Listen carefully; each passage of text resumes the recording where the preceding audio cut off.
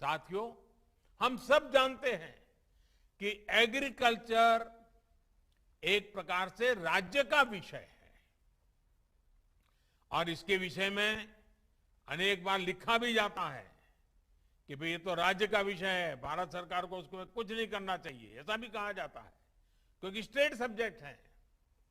और मैं जानता हूं क्योंकि मुझे भी कई वर्षों तक गुजरात में मुख्यमंत्री के रूप में काम करने का अवसर मिला था। गुजरात का मुख्यमंत्री रहते हुए, क्योंकि राज्य की विशेष जिम्मेवारी है ये मैं जानता था और इस जिम्मेवारी को मुझे निभाना चाहिए, ये मुख्यमंत्री के नाते मैं पूरी कोशिश करता था। गुजरात का मुख्यमंत्री रहते हुए मैंने कृषि व्यवस्था को, कृषि नीतियां और उनके खेती पर प्रभावों को बहुत निकट से अनुभव किया। और अभी हमारे नरेंद्र सिंह जी तोमर मेरे गुजरात के कार्यकाल में क्या मैं काम कर रहा था उसका भी बड़ा वर्णन कर रहे थे।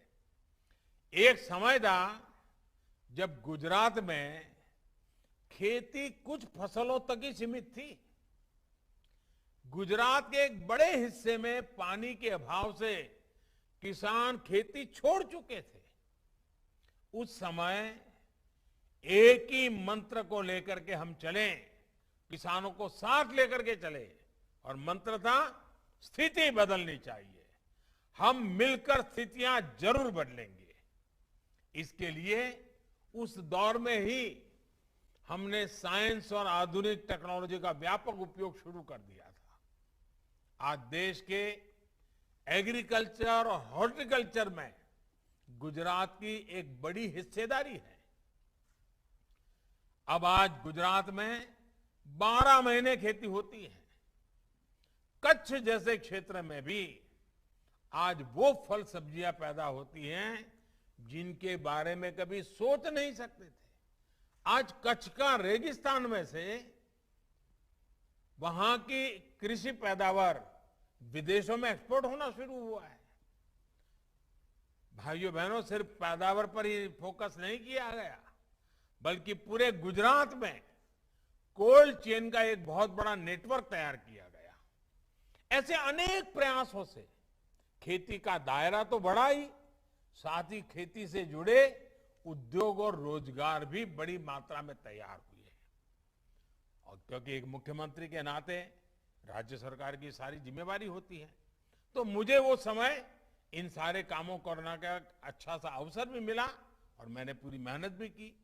भाइयों और बहनों, खेती में हुए ऐसे ही आधुनिक परिवर्तनों को आजादी के इस अमृत काल में और विस्तार देने की जरूरत है। जलवायु परिवर्तन खेती ही नहीं बल्कि हमारे पूरे इकोसिस्टम के लिए बहुत बड़ी चुनौती है।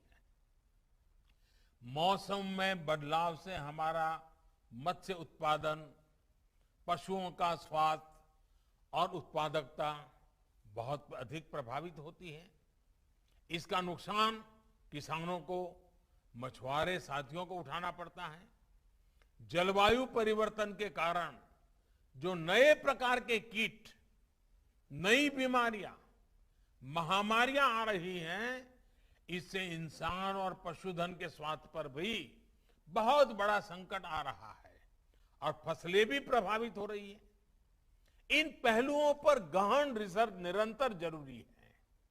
जब साइंस, सरकार और सोसाइटी मिलकर काम करेंगे तो उसके नतीजे और बेहतर आएंगे।